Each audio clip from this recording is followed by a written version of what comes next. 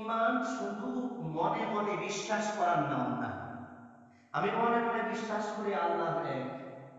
আমি মনে মনে বিশ্বাস করি মুহাম্মদুর রাসূলুল্লাহ সাল্লাল্লাহু আলাইহি ওয়াসাল্লাম সর্বশেষ নবী।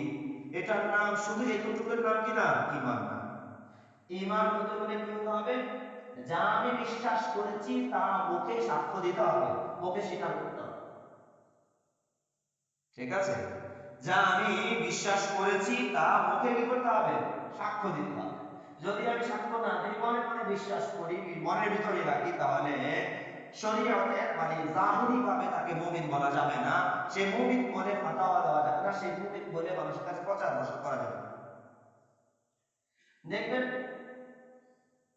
অনেক বিধর্মী আছে, আল্লাহর একত্ববাদের কথা অনেক বিষয় মনে মনে বিশ্বাস করে, কিন্তু সে মৌখিক ভাবে কি করে না? বিষয় স্বীকার করে না। সেজন্য তাকে আমরা কি বলবো না? মুমিন বলতে পারবো। তাইলে আমরা কি বুঝলাম? বুঝলাম ঈমান শুধু বিশ্বাসের নাম না, বরং এটা কিসের নাম? এটা অত বিশ্বাসও করতে হবে, মুখে সাক্ষ্য দিতে হবে, কর্মে বাস্তবায়নও করতে হবে।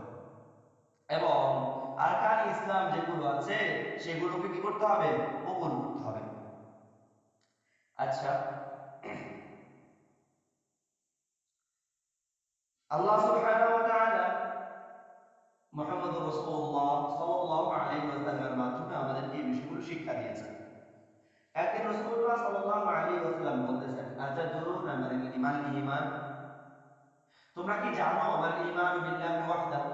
আল্লাহর একত্ববাদের উপরে বিশ্বাস করা মানে কি? আল্লাহর একত্ববাদের উপরে ঈমান আনা মানে কি? এটা কি তোমরা জানো? তারা বললেন, স্বভাব সিদ্ধ উত্তর সবসময় ওনারা বলে থাকেন, আল্লাহু ওয়া রাসূলুহু আ'লাম। আল্লাহ এবং আল্লাহর রাসূলই ভালো জানেন। তো রাসূলুল্লাহ সাল্লাল্লাহু আলাইহি ওয়াসাল্লাম বললেন, ঈমান কি?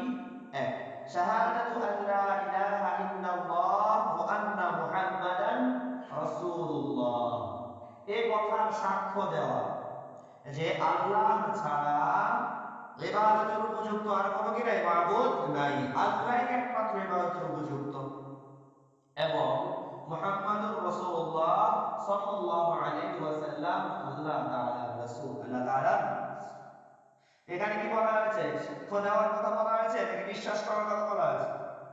হ্যাঁ, মনের বিশ্বাসের কথা বলা হয় না। ঈমান হলো মনে আমি এটা বিশ্বাস করব, মুখে এটা আমি প্রকাশ করব যে আল্লাহ ইবাদতের ক্ষেত্রে এক এবং অদ্বিতীয়, ইবাদতের ক্ষেত্রে কাউকে শরীক করা যাবে না আল্লাহ তাআলার সাথে। এবং মুহাম্মদুর রাসূলুল্লাহ সাল্লাল্লাহু আলাইহি ওয়াসাল্লাম সর্বশেষ নবী, তারপরে কোনো নবী আসবে না। এটা এখানে একটা চিঠি আছে, এই চিঠিটা আসলে এই বিষয়ে, যে কাদিয়ানের বিষয়ে, যে যারা কাদিয়ানি আছে এদের ব্যাপারে। এখন কথাটা হচ্ছে, এদেরকে আমরা কাফের কেন বলবো, বা এদের বিরুদ্ধে আমরা কেন এত আন্দোলন করি? ওরা ওদের মতো করে ওদের ধর্ম কর্ম পালন করুক, আমরা আমাদের মতো ধর্ম কর্ম পালন করি। তো হুজুররা এত বলে কেন? এটা একটা সহজ সমীকরণ বুঝেন।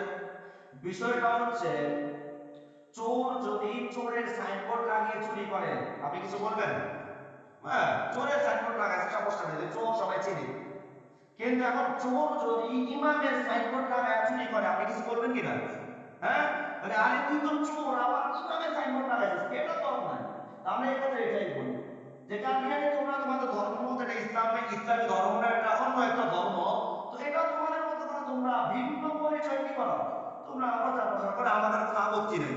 কিন্তু নিজেকে মুসলমান বলে মুসলমানের পোশাক পরিচয় কি করবে, এই দাওয়াত দিবে, এটা আমরা কি করতে পারি না? মানতে পারি না। এটা মানার মতো বিষয়, মানার মতো কিনা বিষয় হবে না। বুঝে আসছে? তো এদের সাথে এই সমস্যাটা কোথায় আমাদের? একটা ছোট্ট করে বলি, আমাদের এই আলোচনা আমরা ইনশাআল্লাহ একসময় আলোচনা করবো, কাদিয়ানী ধর্মমতের অসারদায়িত্ব থেকে আমরা আলোচনা করবো ইনশাআল্লাহ। আহ একটা ছোট্ট কথা, সেটা হলো এই যে বললাম যে রাসূলুল্লাহ সাল্লাল্লাহু আলাইহি ওয়াসাল্লাম সর্বশেষ নবী, তারপরে কোনো নবী আসবে না। ঠিক আছে? তো ওনারা এটা বিশ্বাস করেন না যে রাসূলুল্লাহ সাল্লাল্লাহু আলাইহি ওয়াসাল্লাম সর্বশেষ নবী, এই কথা তারা বিশ্বাস করে না। তারা বলে রাসূলুল্লাহ সাল্লাল্লাহু আলাইহি ওয়াসাল্লাম পরেও নবী আসতে পারে। এখন আমরা যখন এই পয়েন্ট বলি, তখন তারা বলে না, আমরা এটা বিশ্বাস করি যে রাসূলুল্লাহ সাল্লাল্লাহু আলাইহি ওয়াসাল্লাম সর্বশেষ নবী, তারপরে কোনো নবী আসবে না। তবে আমরা এটা বলি, তারপরে জিম্মি নবী আসতে পারে, ছায়া নবী আসতে পারে। কিন্তু এটার দাবি কি? দাবি হচ্ছে না ছায়া মায়া কোনো কথা নেই, কোন নবী আসতে পারে আল্লাহ রাসূলের পরে। এটা হলো ধোঁকা। এই যে এই কথাটা হলো সর্বগুণা মুসলমানকে ধোঁকা, যে নবী তো আসবে না, কিন্তু কি আসবে? ছায়া নবী আসবে। আবার দেখবেন আপনাকে প্রমাণ দিবে সূরা নিসা থেকে, কি দেবে? আয়াত দিয়ে আপনার কাছে প্রমাণ দিবে। কথা বুঝে আসছে? তো যাই হোক, আমরা ইনশাআল্লাহ এক সময় সুযোগ হলে আমরা এই বিষয়ে আলোচনা করবো ইনশাআল্লাহ। এক সময় না, এই সাথে একবার আলোচনা চলে আসবে ইনশাআল্লাহ। তো আজকে আমরা প্রথম যে জিনিসটা জানলাম সেটা হলো এই, ঈমান শুধুমাত্র অন্তরের বিশ্বাসের নাম না, বরং মৌখিক স্বীকারোক্তির নাম ঈমান। কেন? রাসূলুল্লাহ সাল্লাল্লাহু আলাইহি ওয়াসাল্লাম বলেছেন ঈমান হলো কি? মুখের কথা সাক্ষ্য দেওয়া যে আল্লাহ একমাত্র ইবাদতের উপযুক্ত, কি হ্যাঁ উপাস্য, আল্লাহ ছাড়া কোনো উপাস্য নাই, এবং মুহাম্মদ রাসূলুল্লাহ সাল্লাল্লাহু আলাইহি ওয়াসাল্লাম সর্বশেষ নবী। আচ্ছা, এতটুকু যদি কেউ স্বীকার করে তাহলে কি মুমিন হয়ে যাবে? না, বরং আরকানুল ইসলাম, ইসলামের মৌলিক যে রুকনগুলো আছে সেগুলো কি করতে হবে? আমল করতে হবে। এজন্য সাথে উল্লেখ করেছেন আর কি, ইকামুস সালাহ, নামাজ কায়েম করা। শুধু স্বীকার করলাম এটা হলো হবে না, আমাকে নামাজও পড়তে হবে। শুধু স্বীকার করলাম এটা হলো হবে না, আমার ইতাউজ যাকাত, আমাকে যাকাতও আদায় করতে হবে। শুধু স্বীকার করলে হবে না, আমাকে কি করতে হবে? হ্যাঁ, গনিমতের 1/5 দিতে হবে। শুধু স্বীকার করলে হবে না, আমাকে হজ করতে হবে, যদি ফরজ হয় আদায় করতে হবে।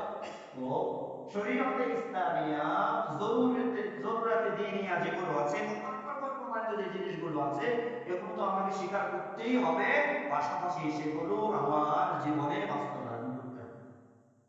তাহলে পরিপূর্ণ মুমিন হতে হলে শুধুমাত্র বিশ্বাস আর স্বীকারোক্তি কি করবে না? কাজে দিবে না।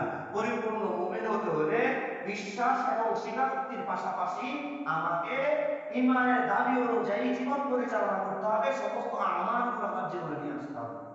স্পষ্ট বিষয়টা আপনাদের সামনে? এটা হলো কয় নম্বর বিষয়? 4 নম্বর বিষয়। দেখেন আল্লাহ সুবহানাহু ওয়া তাআলা কালামুল্লাহ শরীফের ভিতরে বলেন কি, শাহিদাল্লাহু আন্নাহু লা ইলাহা ইল্লাহু, যে আল্লাহ তাআলা এই কথার সাক্ষ্য দেন যে আল্লাহ ছাড়া কোনো উপাস্য নাই। আল্লাহ ছাড়া কোনো উপাস্য নাই, এই কথাটা কে সাক্ষ্য দিচ্ছেন? আল্লাহ। এর পাশাপাশি ওয়া উলুল ইলমি কাইমান বিল কিসত ওয়াল মালায়েকাতু ওয়া উলুল ইলমি কাইমান বিল কিসত, যে আল্লাহ তো সাক্ষ্য দিলেন, এর বাইরে ফেরেশতারা এবং জ্ঞানী যারা আছেন তারাও সাক্ষ্য দেন। কি সাক্ষ্য দেন? যে আল্লাহ সুবহানাহু ওয়া তাআলা ন্যায় নিষ্ঠার উপরে কি রয়েছেন? প্রতিষ্ঠিত রয়েছেন। তো আল্লাহ সাক্ষ্য দিলেন যে আল্লাহ একজন মাত্র ইলাহ, মাবুদ, উপাস্য, তিনি ছাড়া কোনো উপাস্য নাই। ওনার এই সমর্থনে কারা সাক্ষ্য দিচ্ছে? ফেরেশতারা সাক্ষ্য দিচ্ছে। এবং কারা সাক্ষ্য দিচ্ছে? হ্যাঁ, আহলুল ইলম, জ্ঞানীরা কি দিচ্ছে? সাক্ষ্য দিচ্ছে। কি সাক্ষ্য দিচ্ছে? সাক্ষ্য দিচ্ছে যে আল্লাহ সুবহানাহু ওয়া তাআলা ন্যায় নীতির উপর কি রয়েছেন? প্রতিষ্ঠিত রয়েছেন। এবং লা ইলাহা ইল্লাহু, তিনি ছাড়া কোনো উপাস্য নাই। আল আজিজুল হাকিম, তিনি পরাক্রমশালী, তিনি প্রজ্ঞাবান। এবং বলছেন, আল্লাহ তাআলা বলতেছেন ইন্নাদ দীনা ইনদাল্লাহিল ইসলাম, আল্লাহ তাআলার নিকটে ধর্ম হিসাবে একমাত্র মনোনীত ধর্ম হলো কি? ইসলাম। ওয়া মাখতালাফাল্লাযীনা উতুল কিতাবা ইল্লা মিন বা'দি মা জাআহুমুল ইলমু বাগিয়ান বাইনাহুম, তাই যাদেরকে কিতাব দেওয়া হয়েছে, ইহুদি খ্রিস্টান, তারা এই বিষয়ে মতবিরোধে নিপতিত হয়েছে কখন? যখন আল্লাহ সুবহানাহু ওয়া তাআলা তাদেরকে কি দিয়েছেন? এই ব্যাপারে ইলম দিয়েছেন। ইলম দেওয়ার পরেও তারা মতবিরোধে কেন নিপতিত হয়েছেন? বাগিয়ান বাইনাহুম, শত্রুতা বশত, বিদ্রোহ বশত। যে কেন?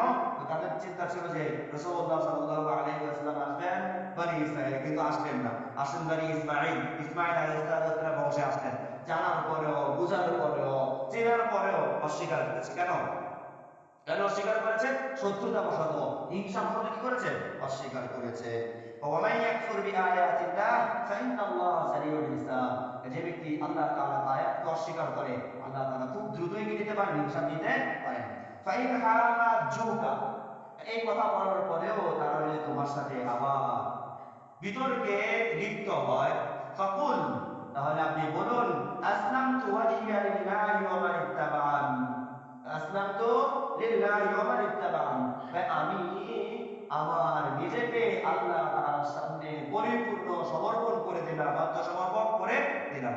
আমি শুধু, ওয়া মান ইত্তাবা'আন, যারা আমার অনুসরণ করে তারাও কি করেছে? আল্লাহ তাআলার সামনে নিজেকে পরিপূর্ণভাবে কি করে দিয়েছে? আত্মসমর্পণ করে দিয়েছে। আল্লাহু আকবার। ওয়াকুল লিল্লাযিনা উতুল কিতাবা ওয়াল উম্মিয়িন, যাদেরকে কিতাব দেওয়া হয়েছে, মূর্খ যারা মুশরিক আছে তাদেরকে আপনি বলুন, আসলামতুম, তোমরা কি ইসলাম গ্রহণ করবে? ফাইন আসলামু, যদি ইসলাম গ্রহণ করো, যদি আত্মসমর্পণ করো কার সামনে? আল্লাহ তাআলার সামনে, ফাকাদ ইহতাদাও, তাহলে তোমরা হেদায়েত প্রাপ্ত হবে। ওয়া ইন তাওয়াল্লাও, আর যদি ইসলাম গ্রহণ করতে তোমরা পৃষ্ঠ প্রদর্শন করো, ফাইন্নামা আলাইকাল বালাগ, আপনার উপরে দায়িত্ব তো হলো তাদের নিকটে ঈমান ইসলামের বাণী পৌঁছে দেওয়া, তাদেরকে মানানো না, দায়িত্ব কি করা? পৌঁছে দেওয়া। আমি পৌঁছে দিলাম, মানা না মানা আপনাদের বিষয়। আল্লাহু বাসীরুম বিল ইবাদ।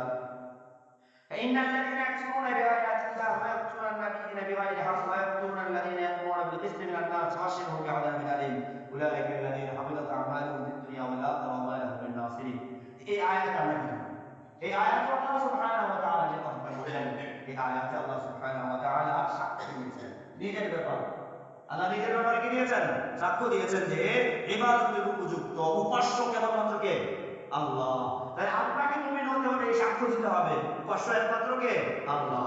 এই আয়াতের ভিতরে আল্লাহ বলেছেন ফেরেশতারা সাক্ষ্য দিয়েছে ইবাদতের উপযুক্ত একমাত্র কে? আল্লাহ। তাই আপনাকেও মুমিন হতে হলে সাক্ষ্য দিতে হবে ইবাদতের উপযুক্ত একমাত্র আল্লাহ। মানে এই আয়াতের ভিতরে আহলুল ইলম যারা আছে, জ্ঞানী সম্প্রদায় যারা আছে, তাদের ব্যাপারে বলা হয়েছে, তারা বলেছেন আল্লাহ ন্যায় নীতির উপরে প্রতিষ্ঠিত আছেন, আল্লাহ সুবহানাহু ওয়া তাআলাই একমাত্র ইবাদতের উপযুক্ত উপাস্য।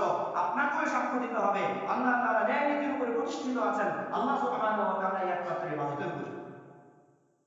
তাহলে এখান থেকে আমরা বুঝতে পারলাম যে আমার ঈমানকে পরিপূর্ণ করতে হলে যেটা করতে হবে, অন্তরে বিশ্বাস করতে হবে, মুখে স্বীকার করতে হবে, এবং বাস্তবে আল্লাহর হুকুম আহকাম গুলোকে জীবনে বাস্তবায়ন করতে হবে। কয় নাম্বার করে ওটা? 4 নাম্বার বিষয়। কয় নাম্বার?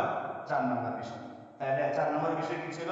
4 নাম্বার বিষয় ছিল যে অন্তরে বিশ্বাস করা, মুখে সাক্ষ্য দেওয়া, এবং বাস্তবে কর্মে সেটা কি করা? পরিণত করা।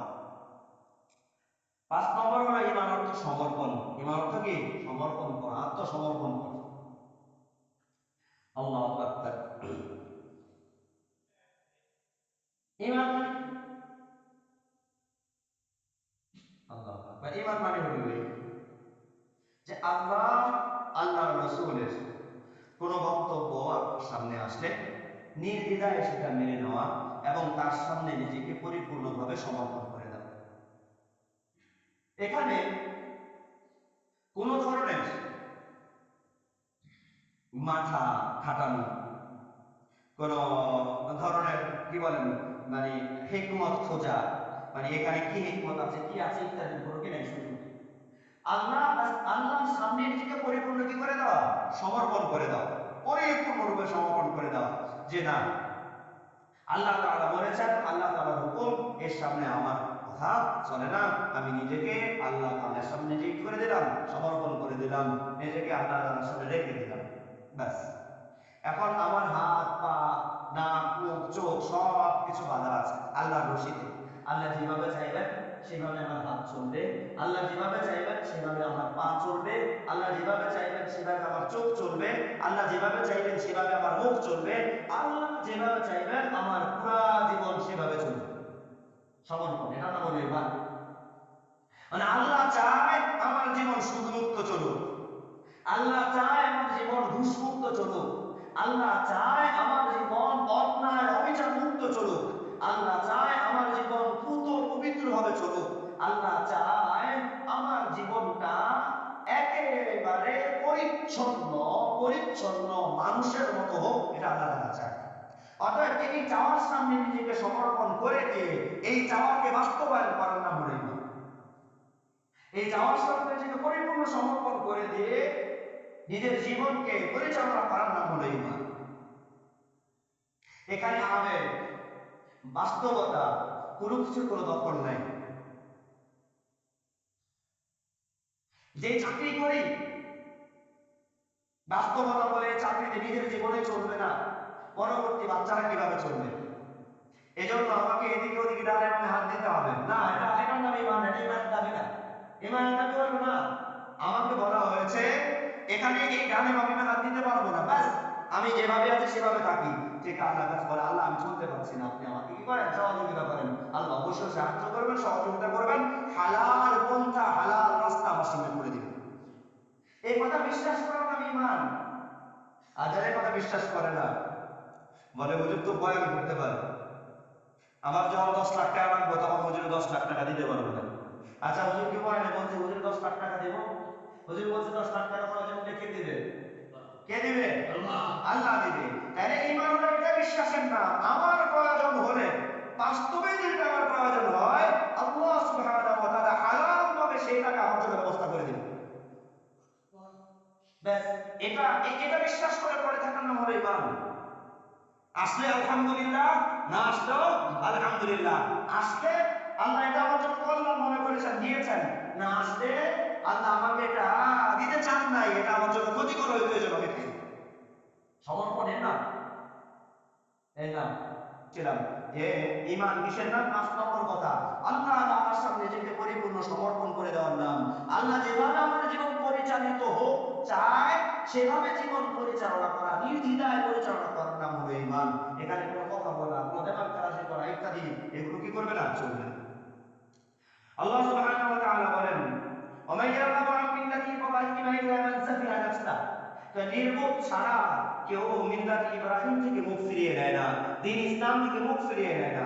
ওয়ালাকাদ ইসতাফাইনাহু ফিদ দুনিয়া, আল্লাহ বলেন আমি দুনিয়ায় তাকে কি করেছি, নির্বাচন করেছি। ওয়া ইন্নাহু ফিল আখিরাতি লামিনাস সালিহিন, ইব্রাহিম পরকালে নেককারদের অন্তর্ভুক্ত হবেন।